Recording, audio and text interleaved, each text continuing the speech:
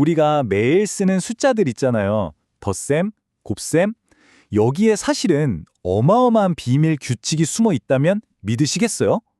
이번 시간에는 바로 그 숫자들의 세계를 지배하는 보이지 않는 규칙, 군, 환, 채라는 아주 놀라운 구조에 대해 한번 쉽고 재밌게 파헤쳐 보겠습니다. 자, 오늘 우리가 어떤 길을 가게 될지 한번 볼까요? 우선 아주 익숙한 숫자의 규칙에서 시작할 거예요. 이걸로 군이라는 기본 구조를 알아볼 거고요. 그 다음엔 연산을 하나씩 더 추가하면서 환, 그리고 채까지 나아갈 겁니다. 마지막으로는 그래서 이게 다 무슨 소용인데 하는 질문에 대한 답도 찾아볼게요. 수학이라고 해서 처음부터 막 어려운 정의로 시작할 필요는 전혀 없어요. 사실 모든 위대한 발견이라는 게 다들 아시겠지만 아주 단순하고 친숙한 질문에서 시작하거든요. 한번 생각해 보세요. 우리가 매일 숫자를 더하고 빼잖아요? 그때 사실 우리도 모르게 어떤 게임의 규칙 같은 걸 따르고 있는 거예요. 한 번쯤 멈춰서 내가 지금 따르고 있는 규칙이 뭐지? 하고 생각해 본 적 있으신가요? 바로 그 규칙들이 대체 뭘까요? 자, 그럼 우리한테 가장 친숙한 정수, 그러니까 마이너스 2, 마이너스 1, 0, 1, 2 이런 애들부터 시작해 보죠. 그리고 연산도 딱 하나, 제일 간단한 덧셈에만 한번 집중해서 그 안에 어떤 규칙들이 숨어 있는지 한번 자세히 들여다보겠습니다. 정말 신기하게도 우리가 너무나 당연하게 생각했던 이 덧셈의 규칙들을 하나씩 정리하다 보면 어마어마하게 중요하고 강력한 수학적 개념 하나를 딱 하고 발견하게 됩니다. 자, 첫 번째 규칙이요. 너무나 당연한 얘긴데요. 정수랑 정수를 더하면 뭐가 나올까요? 당연히 정수죠. 예를 들어 3 더하기 5는 8. 전부 정수잖아요. 어떤 정수를 가져와서 더해도 그 결과는 절대로 그 정수라는 테두리를 벗어나지 않아요. 너무 당연하죠? 바로 이겁니다. 정수들을 더했는데 갑자기 뜬금없이 분수가 튀어나오거나 그러진 않잖아요. 이렇게 어떤 연산을 했을 때 그 결과가 항상 원래 있던 집합 안에 그대로 머무는 성질. 이건 수학에서는 닫혀있다 이렇게 표현합니다.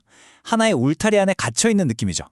자, 두 번째 규칙입니다. 이건 묶는 순서에 대한 거예요. 숫자를 여러 개 더할 때 앞에 2개를 먼저 더하고 뒤에 걸 더하나, 뒤에 2개를 먼저 더하고 앞에 걸 더하나 결과는 똑같다. 바로 이겁니다. 이것도 우리가 정말 아무 생각 없이 하던 계산이잖아요. 근데 여기에 결합법칙이라는 근사한 이름이 붙어 있다는 게 재밌는 포인트예요. 수학이라는 게 바로 이런 거거든요. 너무 당연해서 아무도 신경 안 쓰던 것들을 딱 끄집어내서 명확하게 정의해야 하고 이게 왜 중요할까? 하고 파고드는 학문인 거죠. 세 번째 규칙은요, 약간 투명인간 같은 존재가 있어야 한다는 거예요. 그러니까 어떤 숫자에 더해도 아무런 변화도 주지 않는 있으나마나한 그런 특별한 숫자가 꼭 하나 있어야 한다는 규칙입니다. 정수 덧셈의 세계에서 그 투명인간 역할은 누가 할까요? 네, 바로 0이죠. 7에 0을 더해봤자 그대로 7이잖아요. 그쵸? 자, 이제 마지막 네 번째 규칙입니다. 이건 뭐냐면 모든 숫자에게는 자신의 방금 말한 그 항등원, 즉 0으로 되돌려버리는 리셋 버튼 같은 짝꿍이 있어야 한다는 거예요. 예를 들어 볼까요?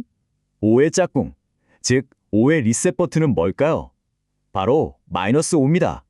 둘을 더하면 깔끔하게 0이 되잖아요. 모든 정수는 이렇게 자기 자신의 마이너스 버전을 짝꿍으로 가지고 있는 셈이죠. 자, 이제 정말 중요한 순간입니다. 지금까지 우리가 살펴본 이 네 가지 규칙 한번 정리해 볼까요? 첫째, 닫혀있다. 둘째, 결합법칙이 성립한다. 셋째, 항등원이 있다. 넷째, 모든 원소에 역원이 있다. 이 너무나도 당연해 보이는 네 가지 규칙을 모두 만족시키는 어떤 집합과 연산의 조합이 있다면 수학자들은 그걸 뭐라고 부르기로 약속했냐면요. 바로 군, 그룹이라고 부르기로 한 겁니다. 이게 바로 첫 번째 구조예요. 좋아요. 그럼 이 군이라는 기본 블록을 우리가 이제 손에 넣었어요. 그럼 여기에 새로운 규칙을 하나 더 얹으면 어떻게 될까요? 이 구조가 얼마나 더 멋지고 강력하게 진화하는지 지금부터 한번 같이 보시죠. 지금까지는 덧셈이라는 연산 딱 하나만 가지고 놀았잖아요. 이제 여기에 곱셈이라는 새로운 친구를 데려와 봅시다.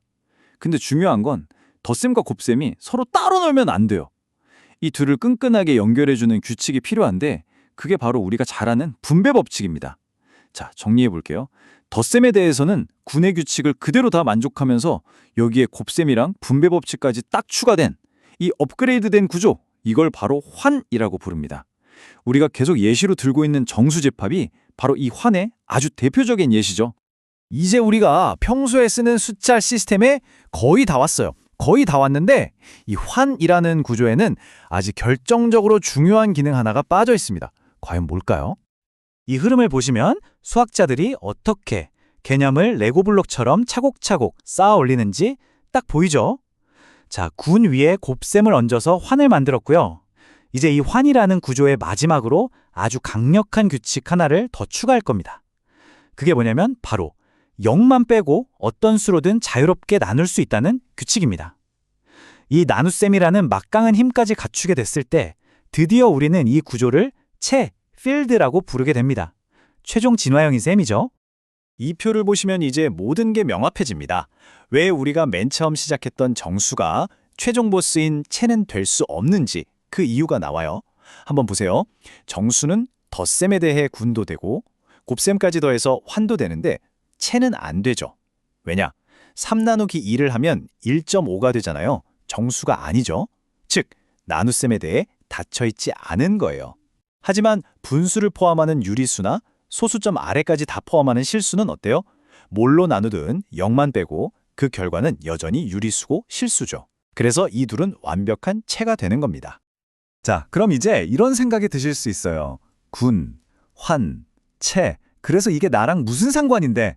하고요. 근데 정말 놀랍게도 우리가 방금 배운 이 추상적인 구조들이 우리 주변 세상 곳곳에 숨어서 작동하고 있습니다. 이게 그냥 수학자들 머릿속에만 있는 재미없는 개념이 아니에요. 예를 들어서 그 알록달록한 루빅스 큐브 있잖아요. 그걸 돌리는 모든 움직임의 집합이 바로 군의 구조를 이룹니다. 또 수백 년 동안 누구도 풀지 못했던 어려운 방정식의 해법을 찾아낸 것도 바로 이 군이론 덕분이었고요. 그리고 가장 중요하게는 지금 우리가 쓰고 있는 인터넷 뱅킹이나 신용카드 결제 같은 모든 암호기술의 핵심에 바로 이 군과 채의 원리가 숨어 있습니다. 우리 정보를 안전하게 지켜주고 있는 거죠. 정말 멋진 말이죠? 수학이란 서로 다른 것들에 같은 이름을 부여하는 예술이다. 이게 바로 추상화의 힘이에요. 생각해보세요. 루빅스 큐브를 돌리는 것과 정수를 더하는 것은 겉보기엔 아무 상관없어 보이잖아요. 하지만 수학자의 눈에는 그 둘 다 군이라는 똑같은 이름표를 달고 있는 본질적으로 같은 구조인 겁니다. 오늘 우리는 아주 단순해 보이는 몇 가지 규칙들이 모여서 어떻게 숫자라는 거대한 세계의 뼈대를 이루는지 그 과정을 함께 따라가 봤습니다. 그리고 이건 우리에게 이런 질문을 던지는 것 같아요. 어쩌면 우리가 아직 발견하지 못했을 뿐 우리 주변의 자연현상이나 아름다운 예술작품, 심지어 복잡한 사회현상 속에도 이처럼 우아하고 강력한 숨겨진 구조가 있어서 이 모든 것을 움직이고 있는 건 아닐까요?